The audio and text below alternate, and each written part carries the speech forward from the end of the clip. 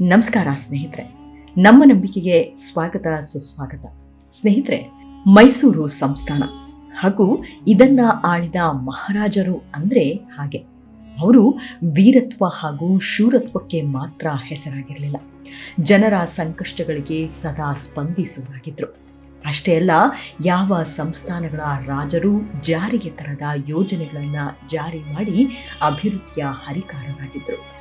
ಅಷ್ಟು ಮಾತ್ರವಲ್ಲ, ಅಪಾರ ದೈವ ಭಕ್ತರಾಗಿದ್ರು.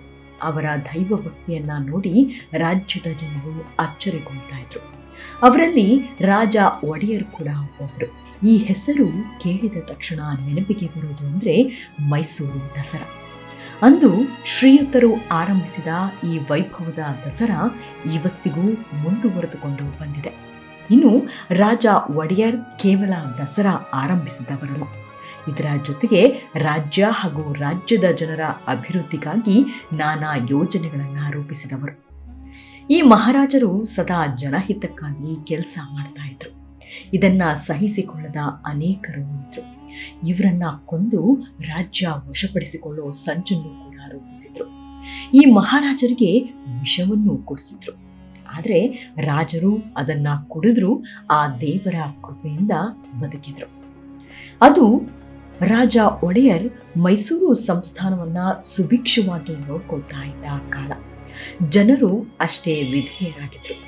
ಆದರೆ ಇವರನ್ನ ಹೇಗಾದ್ರೂ ಮಾಡಿ ಸಿಂಹಾಸನದಿಂದ ಇಳಿಸಿ ತಾವು ಕೂತು ರಾಜ್ಯಭಾರ ಮಾಡಬೇಕು ಅನ್ನೋದು ಹಲವರ ಸಂಚಾಗಿತ್ತು. ಹೀಗೆ ಆ ದುಷ್ಟರ ಸಂಚು ಅದೊಂದು ದಿನ ಕಾರ್ಯರೂಪಕ್ಕೂ ಬಂದುಬಿಡ್ತು. ಮಹಾರಾಜರು ನಂಜನಗೂಡು ಶ್ರೀಕಂಠೇಶ್ವರನ ಪರಮ ಭಕ್ತರು ಕೂಡ ಆಗಿದ್ರು. ಅವತ್ತೊಂದು ದಿನ ಏನಾಗುತ್ತೆ ಅಂದ್ರೆ, ರಾಜರು ಶ್ರೀಕಂಠೇಶ್ವರನ ದರ್ಶನಕ್ಕೆ ಹೋಗ್ತಾ ಇರ್ತಾರೆ. ಇನ್ನು ಇವರು ನಂಜನಗೂಡಿಗೆ ಹೋಗುವ ಮಾರ್ಗದಲ್ಲಿ ಒಂದಷ್ಟು ಪ್ರದೇಶ ವೀರರಾಜಯ್ಯ ಅನ್ನೋ ದಳವಾಯಿಗೆ ಸೇರಿರುತ್ತೆ. ಅವತ್ತು ಮಹಾರಾಜರು ಈ ಮಾರ್ಗವಾಗಿ ಬರ್ತಾರೆ ಅನ್ನೋದು ಗೊತ್ತಿದ್ರು ಈ ದಳವಾಯಿ ಅದೇ ಸಮಯಕ್ಕೆ ತಾನೊಂದು ಪಲ್ಲಕ್ಕಿ ಏರಿ ಅದೇ ದಾರಿಯಲ್ಲಿ ಬರ್ತಾನೆ. ಇದು ಮಹಾರಾಜರ ಸೈನಿಕರ ಅಸಮಾಧಾನಕ್ಕೆ ಕಾರಣವಾಗುತ್ತೆ. ದಳವಾಯಿಯನ್ನ ಪಲ್ಲಕ್ಕಿಯಲ್ಲಿ ನೋಡಿದ ಸೈನಿಕರು, ನೋಡಿ ದಳವಾಯಿಗಳೇ, ಇದು ಸರಿಯಲ್ಲ. ಮಹಾರಾಜರು ಬರುವಾಗ ನೀವು ಎದುರಿನಲ್ಲಿ ಬರೋದು ಖಂಡಿತ ಸರಿಯಲ್ಲ. ಒಂದು ವೇಳೆ ನಿಮಗೆ ಮಹಾರಾಜರು ಬರೋದು ಅರಿವಿಗೆ ಬಾರದೇ ಇದ್ರೂ ನೋಡಿದ ಮೇಲಾದ್ರೂ ಪಲ್ಲಕ್ಕಿಯಿಂದ ಇಳಿದು ಗೌರವ ಸೂಚಿಸಬೇಕು ಅಂತಾರೆ. ಆದ್ರೆ ಆ ದಳವಾಯಿ ಮಾತ್ರ ಇವರ ಮಾತಿಗೆ ಬೆಲೆ ಕೊಡೋದಿಲ್ಲ. ದಳವಾಯಿ ವೀರರಾಜಯ್ಯ ತಮಗೆ ಮಾಡಿದ ಅಪಮಾನ ಅರಸರ ಗಮನಕ್ಕೆ ಬರುತ್ತೆ. ಸರಿ, ಈತನಿಗೆ ತಕ್ಕ ಪಾಠ ಕಲಿಸಲೇಬೇಕು ಅಂತ ನಿರ್ಧಾರ ಮಾಡ್ತಾರೆ. ಇದರಿಂದ ಏನ್ ಮಾಡ್ತಾರೆ ಗೊತ್ತಾ? ಆತನ ಪ್ರದೇಶಕ್ಕೆ ಸೇನೆ ಕಳಿಸಿ ವಶಪಡಿಸ್ಕೊಳ್ತಾರೆ. ಅಷ್ಟೇ ಅಲ್ಲ, ಆ ದಳವಾಯಿಯ ಆಸ್ತಿ ಪಾಸ್ತಿಗಳನ್ನ ವಶಪಡಿಸಿಕೊಂಡು ಚಾಮುಂಡಿ ಬೆಟ್ಟಕ್ಕೆ ನೀಡ್ತಾರೆ. ಇದು ದಳವಾಯಿ ವೀರರಾಜಯ್ಯನಿಗೆ ಸಹಿಸೋಕೆ ಆಗಲ್ಲ. ಇದರಿಂದ ಮಹಾರಾಜರನ್ನ ಕೊಲ್ಲಲೇಬೇಕು ಅಂತ ನಿರ್ಧಾರ ಮಾಡ್ತಾನೆ. ಆದರೆ ಎದುರು ನಿಂತು ಹೋರಾಟ ಮಾಡಿ ಸಾಯಿಸೋದು ಸಾಧ್ಯವಾಗದ ಮಾತು. ಇದರಿಂದ ಅರಮನೆಯಿಂದಲೇ ಈ ಕೆಲಸವನ್ನ ಕಾರ್ಯಗತ ಮಾಡಬೇಕು ಅಂತ ತೀರ್ಮಾನ ಮಾಡ್ತಾನೆ. ಈ ಕಾರ್ಯವನ್ನ ಸಾಧಿಸೋದು ಹೇಗೆ ಅಂತ ಯೋಚನೆ ಮಾಡ್ತಿರುವಾಗಲೇ ಈತನಿಗೆ ಒಂದು ಕೆಟ್ಟ ಉಪಾಯ ಹೊಳೆಯುತ್ತೆ. ಅದೇನು ಅಂದ್ರೆ, ಮಹಾರಾಜರು ನಿತ್ಯ ಅರಮನೆಯ ಕೋಟೆ ಒಳಗಿರೋ ಲಕ್ಷ್ಮೀರಮಣ ಸ್ವಾಮಿಯ ದೇವಸ್ಥಾನಕ್ಕೆ ಬರ್ತಾ ಇರ್ತಾರೆ. ಇಲ್ಲಿ ಪೂಜೆ ಮಾಡಿದ ಬಳಿಕವಷ್ಟೇ ಬೇರೆ ಕೆಲಸಗಳತ್ತ ಗಮನ ಹರಿಸ್ತಾ ಇರ್ತಾರೆ. ಈ ವಿಚಾರ ದಳವಾಯಿಗೆ ಗೊತ್ತಿರುತ್ತೆ. ದೇವಸ್ಥಾನದಲ್ಲೇ ರಾಜ ಒಡೆಯರ್ಗೆ ಒಂದು ಗತಿ ಕಾಣಿಸ್ಬೇಕು ಅಂತ ತೀರ್ಮಾನ ಮಾಡ್ತಾನೆ. ಇದಕ್ಕಾಗಿ ಇಲ್ಲಿನ ಅರ್ಚಕನನ್ನ ಸರಿ ಮಾಡ್ಕೊತಾನೆ. ಆ ಅರ್ಚಕನಿಗೆ ಅಪಾರವಾದ ಚಿನ್ನ ದುಡ್ಡು ನೀಡಿ ಕಾರ್ಯ ಸಾಧನೆಗೆ ಸಂಚು ಮಾಡ್ತಾನೆ. ಮಹಾರಾಜರು ಪೂಜೆಗೆ ಬಂದಾಗ ಅವರಿಗೆ ತೀರ್ಥದಲ್ಲಿ ವಿಷ ಬೆರೆಸಿ ನೀಡುವಂತೆ ಹೇಳ್ತಾನೆ. ಇದಕ್ಕೆ ಆ ಅರ್ಚಕನು ಕೂಡ ಒಪ್ಕೊಳ್ತಾನೆ. ಹೀಗೆ ಅವತ್ತೊಂದು ದಿನ ಮಹಾರಾಜರು ಪೂಜೆಗೆ ಬರ್ತಾರೆ. ಆದರೆ ಅರ್ಚಕನ ನಡೆ ನುಡಿ ಭಿನ್ನವಾಗಿರುತ್ತೆ.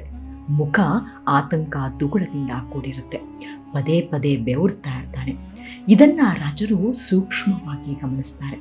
ಆಗ ಮಹಾರಾಜರು, ಏನು ಅರ್ಚಕರೇ, ಆರೋಗ್ಯ ಸರಿ ಇಲ್ವಾ? ಯಾಕೆ ಇವತ್ತು ಈ ರೀತಿ ಇದ್ದೀರಿ ಅಂತ ಕೇಳ್ತಾರೆ. ಆಗ ಅರ್ಚಕ, ಏನೂ ಇಲ್ಲ ಸ್ವಾಮಿ ಅಂತ ಪೂಜಾ ಕೈಂಕರ್ಯ ಮುಂದುವರಿಸುತ್ತಾರೆ.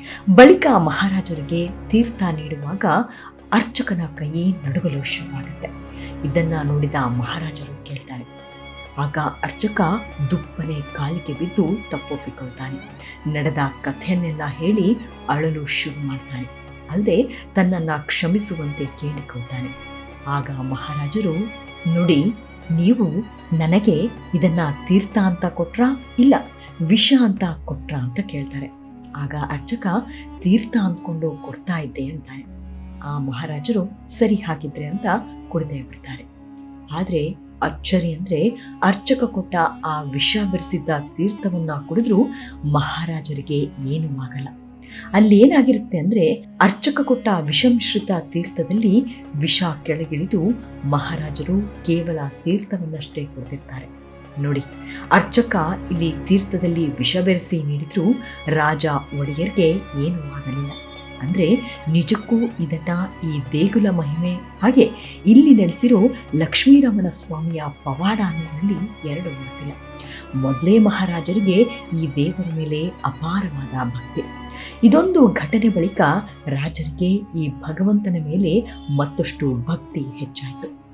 ಇದಾದ ಮೇಲೆ ಸತ್ಯ ಹೇಳಿದ ಅರ್ಚಕನನ್ನ ಕ್ಷಮಿಸಿ ಆತನನ್ನ ಬೇರೊಂದು ದೇವಾಲಯಕ್ಕೆ ವರ್ಗಾವಣೆ ಮಾಡಲಾಗುತ್ತೆ. ಅಲ್ಲದೆ ದಳವಾಯಿಯನ್ನ ಹಿಡಿದು ತಂದು ಆತನ ಕಿವಿ ಹಾಗೂ ಮೂಗನ್ನ ಕತ್ತರಿಸಿ ಹಾಕಲಾಗುತ್ತೆ.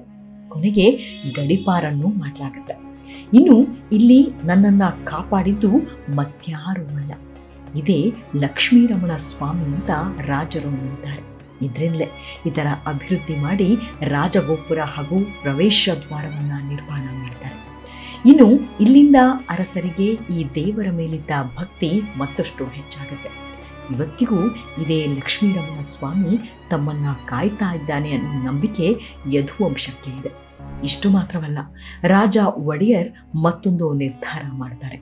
ಅದೇನು ಅಂದ್ರೆ ಇಲ್ಲೇ ತಮ್ಮದೇ ಒಂದು ವಿಗ್ರಹವನ್ನು ಪ್ರತಿಷ್ಠಾಪನೆ ಮಾಡಿಸೋಕು ಮುಂದಾಗ್ತಾರೆ. ಆದರೆ ಅದು ಹೇಗಿರಬೇಕು ಅಂದರೆ ಅದು ತಾವು ಇಲ್ಲಿಗೆ ಬಂದವರಿಗೆಲ್ಲ ಕೈ ಮುಗಿಯುವಂತೆ ಇರಬೇಕು ಅಂತ ತೀರ್ಮಾನ ಮಾಡ್ತಾರೆ. ಅದೇ ರೀತಿ ಇಲ್ಲಿ ರಾಜ ಒಡೆಯರ್ ಅವರ ವಿಗ್ರಹ ಪ್ರತಿಷ್ಠಾಪನೆಯೂ ಆಗುತ್ತೆ. ಇವತ್ತಿಗೂ ನಾವು ಈ ದೇಗುಲಕ್ಕೆ ಹೋದರೆ ರಾಜ ಒಡೆಯರ್ ಅವರ ವಿಗ್ರಹವನ್ನು ನೋಡಬಹುದಾಗಿದೆ.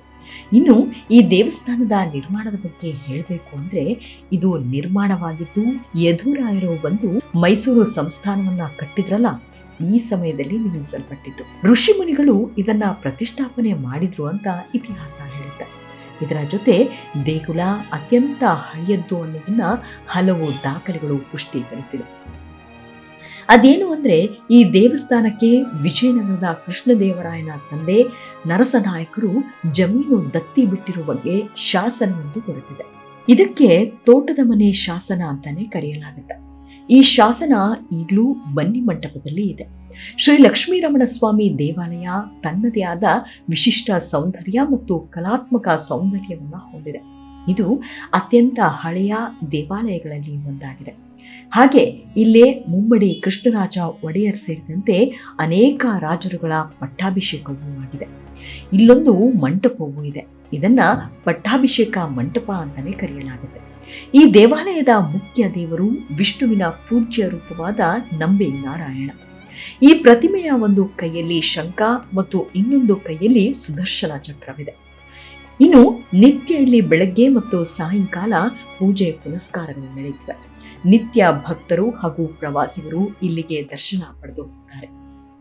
ಅಲ್ಲದೆ ಹಬ್ಬ ಹರಿದಿನಗಳಲ್ಲಿ ವಿಶೇಷ ಪೂಜೆಗಳು ಜರುಗುತ್ತವೆ. ಇಷ್ಟು ಮಾತ್ರ ಅಲ್ಲದೆ ನವರಾತ್ರಿ ಸಮಯದಲ್ಲಿ 9 ದಿನವೂ ಇಲ್ಲಿ ವೈಭವದ ಪೂಜೆ ನಡೆಯುತ್ತೆ. ಈ ಸಮಯದಲ್ಲಿ ಭಕ್ತರ ಸಂಖ್ಯೆ ಹೆಚ್ಚಾಗಿರುತ್ತೆ. ರಾಜಮನೆತನದವರು ಆಗಾಗ್ಗೆ ಇಲ್ಲಿ ಭೇಟಿ ನೀಡಿ ಪೂಜೆ ಸಲ್ಲಿಕೆ ಮಾಡ್ತಾರೆ. ಹೀಗೆ ಈ ಲಕ್ಷ್ಮೀರಮಣ ಸ್ವಾಮಿ ಮಹಾರಾಜರನ್ನ ಸಾವಿನ ದೌಡೆಯಿಂದ ಕಾಪಾಡ್ತಾನೆ. ಇದರಿಂದ ಮತ್ತಷ್ಟು ರಾಜರು ಈತನ ಧ್ಯಾನ ಮಾಡೋದನ್ನ ಹೆಚ್ಚು ಮಾಡ್ತಾರೆ. ಸಮಯ ಸಿಕ್ಕಿದ್ರೆ ಹೆಚ್ಚು ಕಾಲ ಇಲ್ಲೇ ಕಳೆಯೋಕ್ಕೂ ಪ್ರಾರಂಭ ಮಾಡ್ತಾರೆ. ಇವರ ಕಾಲಾನಂತರ ಬಂದ ಮಹಾರಾಜರು ಕೂಡ ರಾಜ ಒಡೆಯರ್ ಹೇಗೆ ಈ ದೇಗುಲಕ್ಕೆ ನಡೆದುಕೊಳ್ತಾ ಇದ್ರೋ ಅದೇ ರೀತಿ ನಡೆದುಕೊಂಡು ಬಂದರು. ಇವತ್ತಿಗೂ ರಾಜಮನೆತನ ಅದನ್ನ ಪಾಲನೆ ಮಾಡಿಕೊಂಡು ಬರ್ತಾ ಇದೆ.